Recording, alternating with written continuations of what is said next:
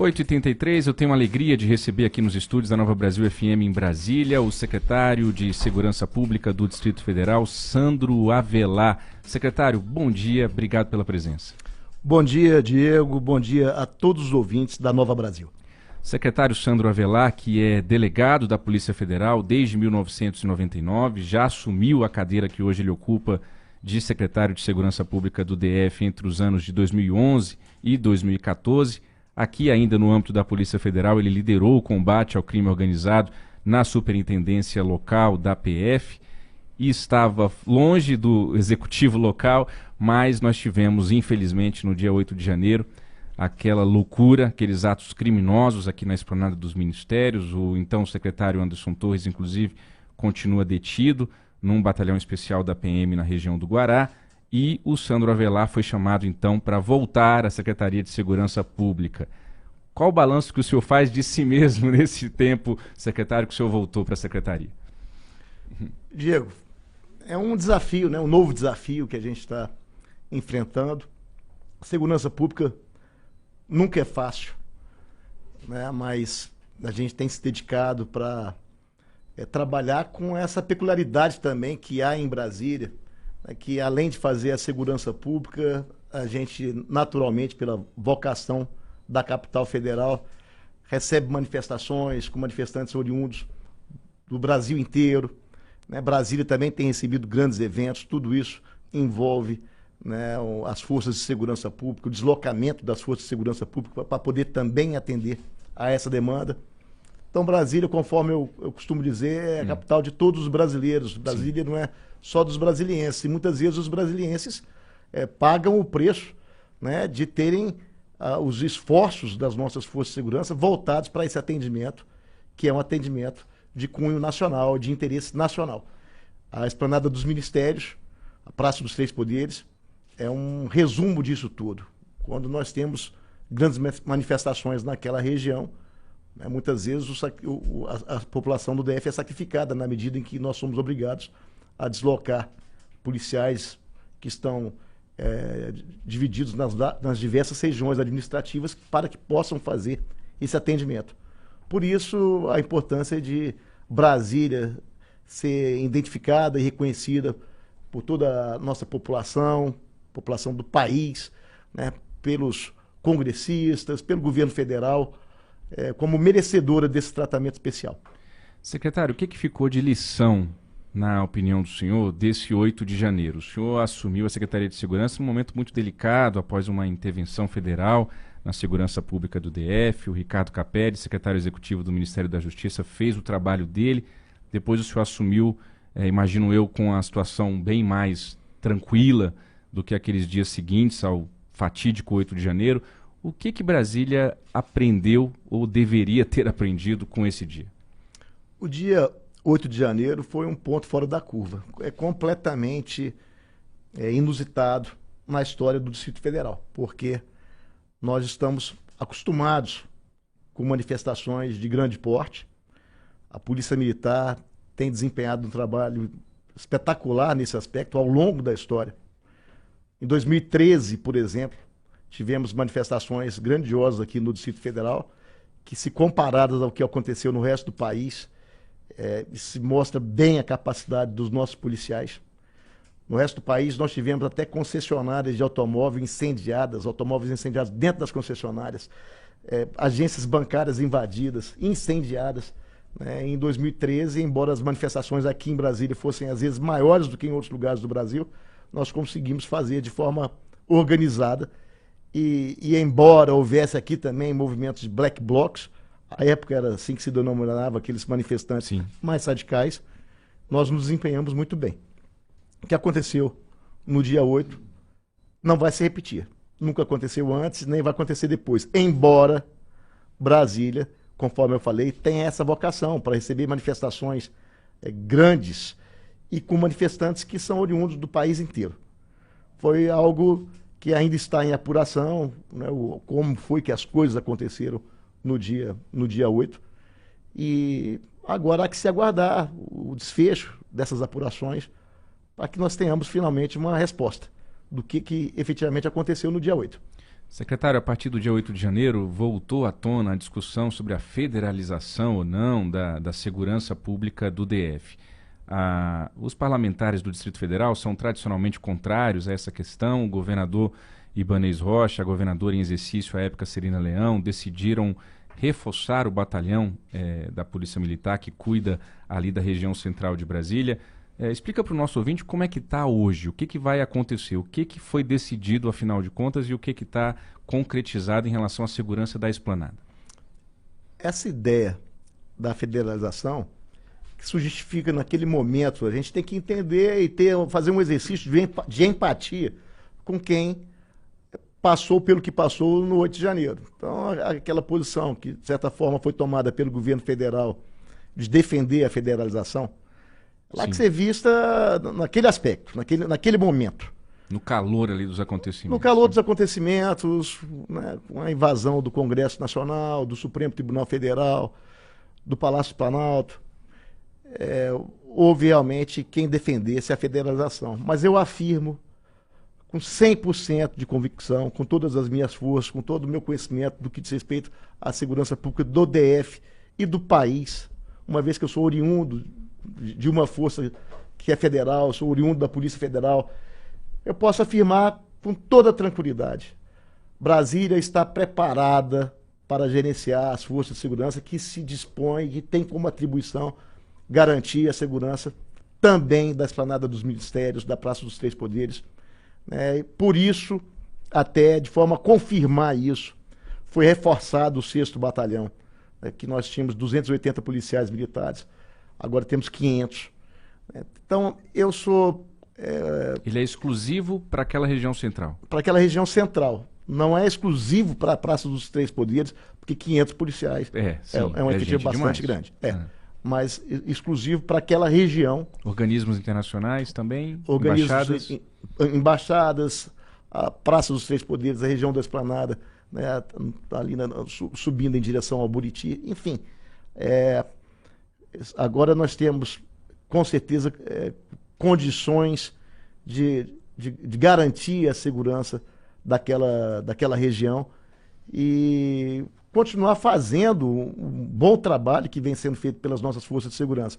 Eu lembro que em 2012, quando eu fui secretário de Segurança, naquela oportunidade de 2011 a 2014, nós chegamos a ter 15.670 policiais militares.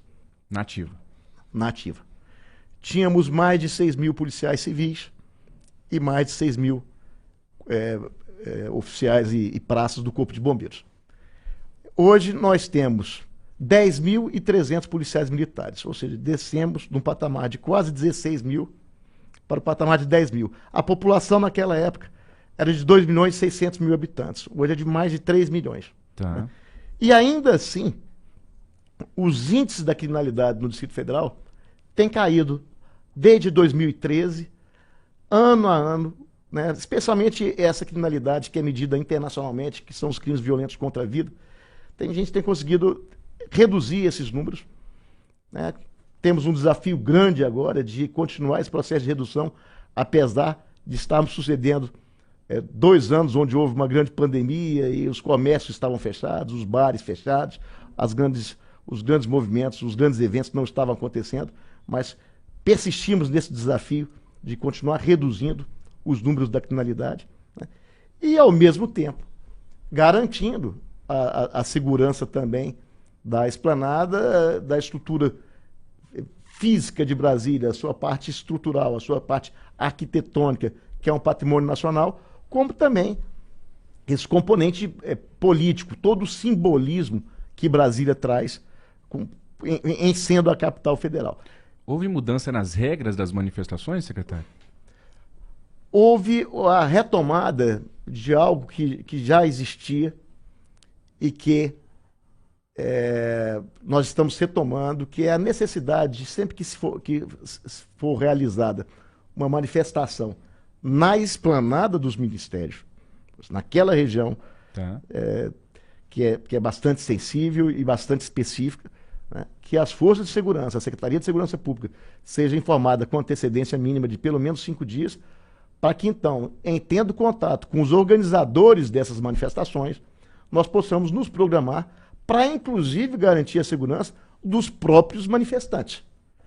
Isso era feito, né, antigamente, voltamos agora a fazer, porque não é possível que, com toda essa sensibilidade que há naquela região de Brasília, nós, ligados à segurança pública, tenhamos que nos informar pelas redes sociais, pela internet, a respeito daquela manifestação que se organiza. E temos que trabalhar com números que muitas vezes são inflacionados, são números que são anunciados ali pela internet como sendo, na verdade, muito maiores do que verdadeiramente são, ou o contrário, prejudicando então a organização da segurança, que será feita para os próprios manifestantes e também para evitar que haja vândalos entre eles que invadam os nossos ministérios, que invadam o Supremo, como aconteceu, ou o Congresso, ou o Palácio do Planalto. Um mapeamento melhor do que vai acontecer nessa manifestação. Sim. E informações prévias com antecedência. E identificação, inclusive, ali, um trabalho conjunto com as próprias lideranças dos movimentos, que quase 100% das vezes são pessoas que querem tão somente se expressar democraticamente utilizando aquele espaço. Então, esse trabalho é um trabalho é uma soma que se faz entre as forças públicas e os próprios manifestantes, para que, ao fim e ao cabo, tudo dê certo, eles possam se manifestar, possam expressar a sua opinião, mas sem atos de violência, sem atos de vandalismo.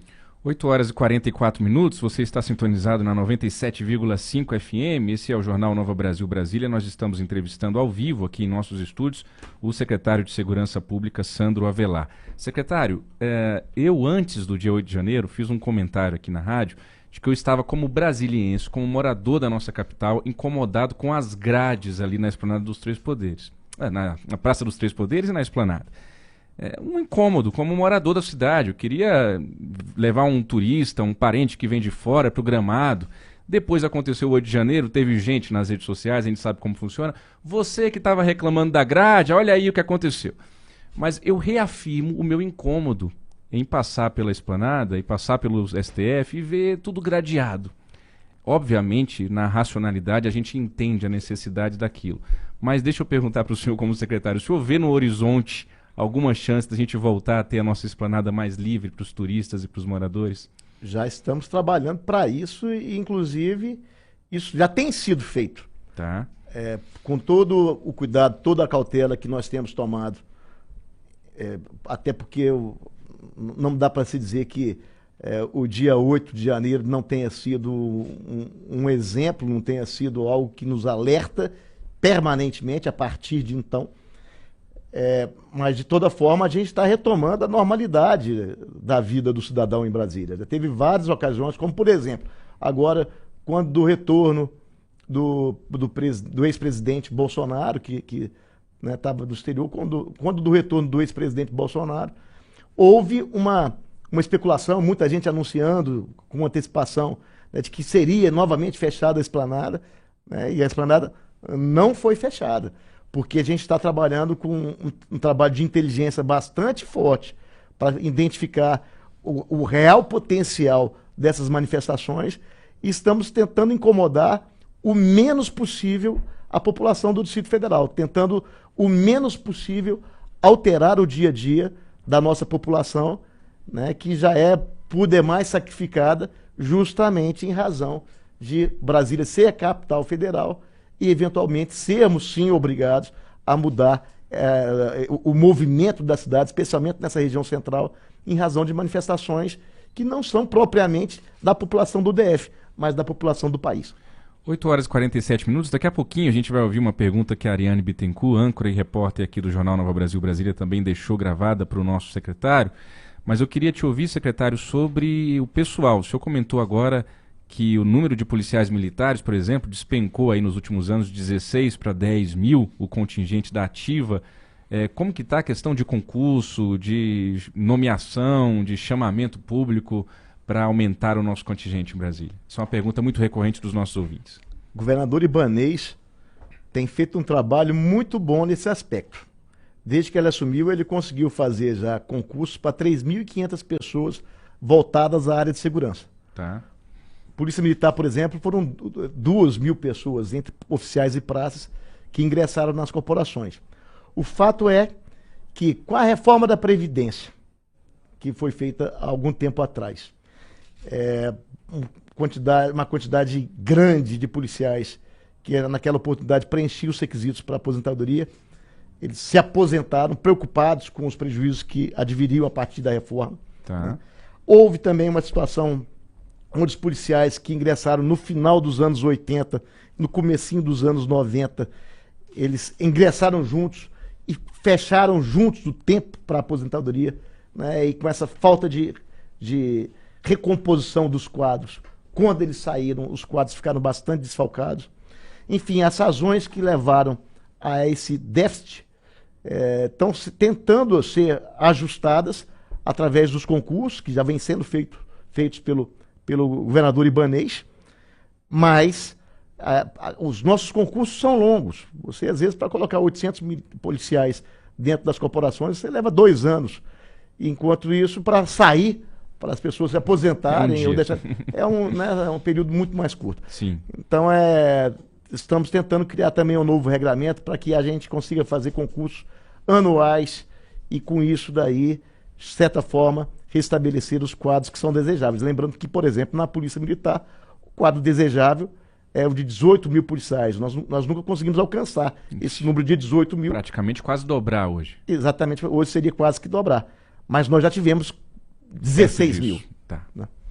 8 horas e 49 minutos, vamos ouvir a pergunta da Ariane Bittencourt para o secretário Sandro Avelar. Secretário, bom dia. Primeiro, bem-vindo. Obrigada aqui pela participação no Jornal Nova Brasil Brasília. Bom, a gente está vivendo numa onda de ameaças de ataques a escolas, creches, faculdades. Isso não só aqui em Brasília, mas em todo o país. Na última semana, as secretarias de Segurança Pública e de Educação do DF reforçaram ali para a imprensa os canais de denúncias dessas ameaças e tentaram, de alguma forma, passar uma mensagem de tranquilidade para a população. Como é que o GDF tem encarado e tem tentado superar esse momento delicado sem negligenciar, por um lado, essas eventuais ameaças e, por outro, entendendo que soluções simplistas podem não ser o melhor caminho nesse momento que a gente está vivendo agora? Bom dia, Ariane. É uma boa pergunta, porque muito atual, né? Há realmente toda uma preocupação, não só no Distrito Federal, mas eu lembro o seguinte: nós estamos trabalhando com muita seriedade, sempre com aquele espírito de que, se tivermos que pecar, vamos pecar pelo excesso de zelo. Nesse caso, não há excesso. Tudo que nós fizermos, né, é necessário, é bem-vindo. Mas, embora tenhamos toda essa cautela, um trabalho de inteligência muito forte sendo feito para que a gente possa se antecipar a qualquer eventualidade, né? Embora haja toda essa seriedade no nosso trabalho, nós não podemos perder a serenidade. Quem muitas vezes alimenta esse estado de ânimo, de desespero, de histeria, é justamente quem quer se beneficiar dessa histeria, desse desespero, criando instabilidade. E eu reforço, não só aqui no Distrito Federal, mas em todo o Brasil. Então há toda uma organização, um esforço conjunto das forças de segurança, também da Secretaria de Educação e outras áreas de governo, num empenho conjunto para que nós possamos fazer um trabalho onde a gente possa transmitir serenidade, transmitir tranquilidade para a população, especialmente para a comunidade escolar. Eu lembro, por exemplo, que tem sido feito um trabalho muito forte por parte da Polícia Civil, esse trabalho de inteligência, de identificação e mapeamento das redes sociais, com identificação de autores de crimes ou de ameaças, ou até mesmo de trotes. Tudo isso tem sido combatido porque isso gera instabilidade, gera esse clima de histeria que eu acabei de falar. E prisões vêm sendo efetuadas pela Polícia Civil e pela Polícia Militar.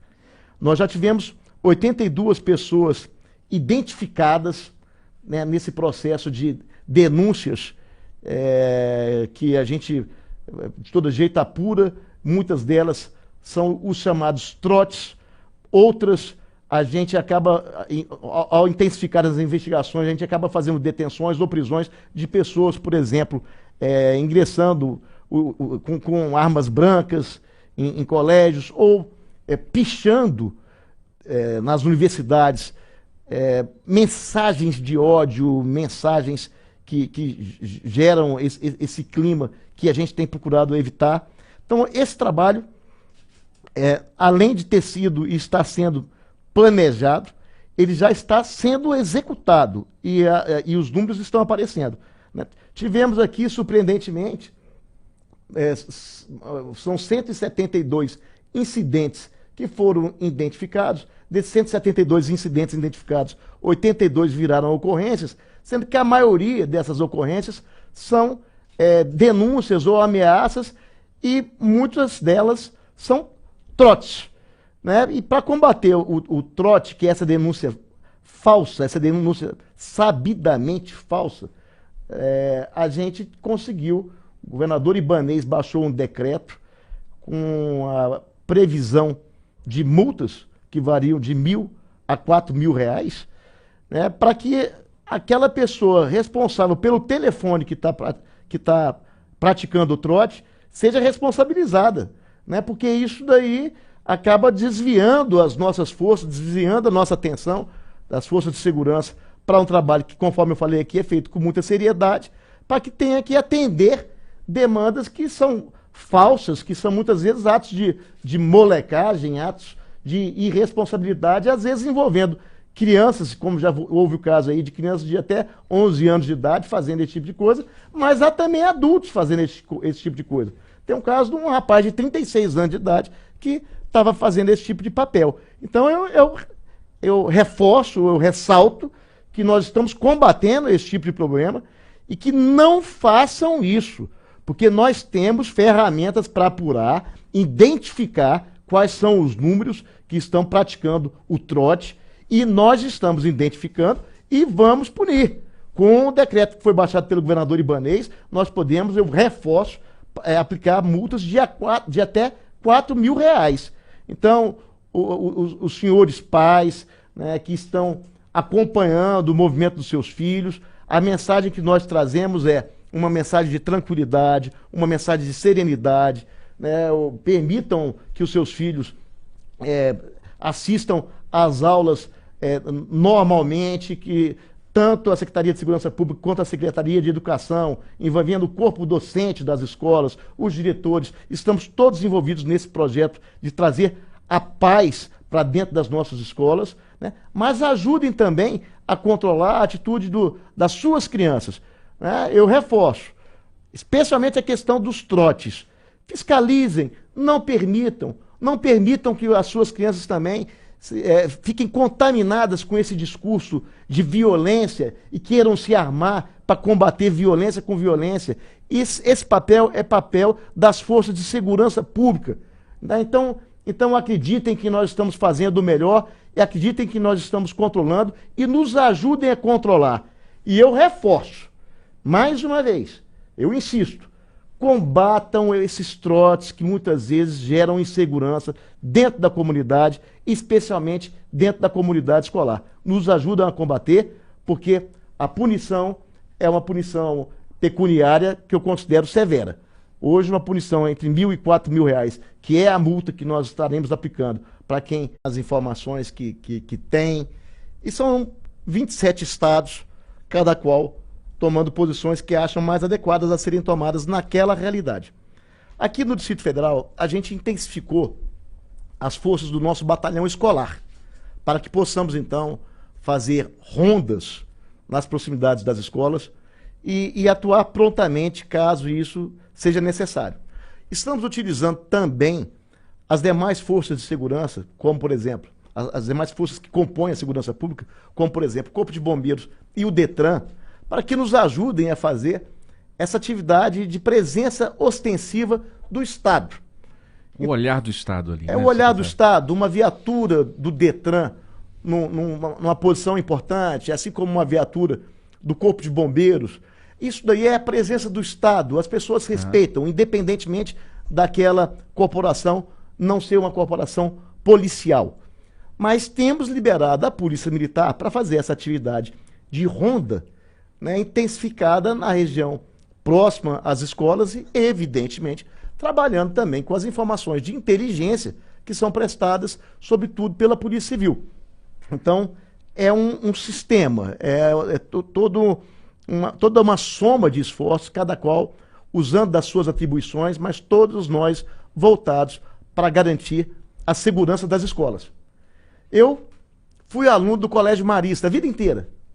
Na minha época de criança, aqui no Distrito Federal, anos 70, começo dos anos 80, havia no Colégio Marista um policial militar chamado policial Teixeira, né, que era o soldado Teixeira, e eu tenho, como todos os colegas da minha época, tenho uma grande recordação do Teixeira, como sendo um policial amigo, um policial que representava a aproximação da Polícia Militar para a comunidade. Então a presença de um policial, no caso, desarmado, dentro das escolas, gerava esse sentimento de tranquilidade, ele ajudava no trânsito, né? Então isso aí é algo que muitas vezes muda a cultura, que muitas vezes é levada ao longo dos anos a achar que o policial é uma figura que só deve ser lembrada nos momentos de crise. Não, o policial ele faz parte da comunidade, então essa aproximação, eu acho que é muito saudável, a aproximação da comunidade com o policial. Eu acredito muito, muito nesse policiamento onde a comunidade também se envolva. Por isso eu acredito, por exemplo, nos consegues. Eu gosto do trabalho dos consegues. Eu acredito que aquela pessoa que representa a comunidade, que conhece os problemas da comunidade, quando ele se aproxima das forças da polícia, das forças policiais, para que ali traga informações seguras de quais são as preocupações da comunidade, eu acho isso tudo muito saudável. Então, eu vejo com naturalidade que haja uma boa relação entre a comunidade escolar, seja a nível de universidade, seja a nível de ensino médio ou básico, né, educação fundamental. Eu acho que é natural que o nosso batalhão escolar, por exemplo, se aproxime da comunidade e seja benquisto, né? E isso é diferente de você ter policiais armados, necessariamente armados dentro das escolas. Segurança privada também, armada nas escolas. Isso aí compete às escolas verificarem a conveniência. Você tem segurança armada, às vezes, para fazer a segurança patrimonial, para evitar roubos, né, especialmente no período noturno. Então, é uma realidade que não é só uma realidade do ambiente escolar, né, mas a segurança orgânica, de uma maneira geral, tem que ser pensada caso a caso. Muito bem. Consegue que o secretário se refere ao Conselho Comunitário de Segurança, que de fato faz um papel belíssimo aí e ajuda muito as forças de segurança. São 9h02, nosso tempo estourou. Eu tinha muita coisa mais para conversar com o secretário, mas a gente vai deixar para uma outra oportunidade. Quero agradecer imensamente a tua presença, a tua visita, secretário Sandro Avelar. Prazer imenso, Diego, poder conversar contigo, com a Ariane também. Sim. E quero mandar essa mensagem a todos os ouvintes da Nova Brasil. Há um trabalho bastante forte sendo feito em matéria de segurança pública, conjugada com as demais áreas do Distrito Federal, né, no que diz respeito a essa questão envolvendo um ambiente escolar, um esforço bastante grande feito junto à Secretaria de Educação. Estamos somando os esforços dos diversos entes vinculados ao governo ibanês para que possamos alcançar os melhores resultados. Secretário, a gente está fazendo uma promoção aqui na rádio para o nosso aniversário de Brasília, 63 anos na próxima sexta-feira. A gente está pedindo para os nossos ouvintes responderem para a gente o que tem em Brasília que deveria ter obrigatoriamente em todas as cidades do mundo. Eu queria perguntar para o senhor também. O que o senhor acha que tem em Brasília aqui que tinha que ter em todo lugar do mundo? Lá em Paris, em Roma, em todo lugar. Eu falei pizza Dom Bosco. Eu queria chegar em Paris e comer uma dupla da pizza Dom Bosco. Já teve gente que falou Tesourinha, o Céu de Brasília. Alguém já falou Beirute? Não, olha aí. Então o aniversário do Beirute está sendo agora nessa semana. Eu quero fazer uma homenagem ao Beirute. Deveria ter um Beirute em cada lugar do mundo. Muito bem.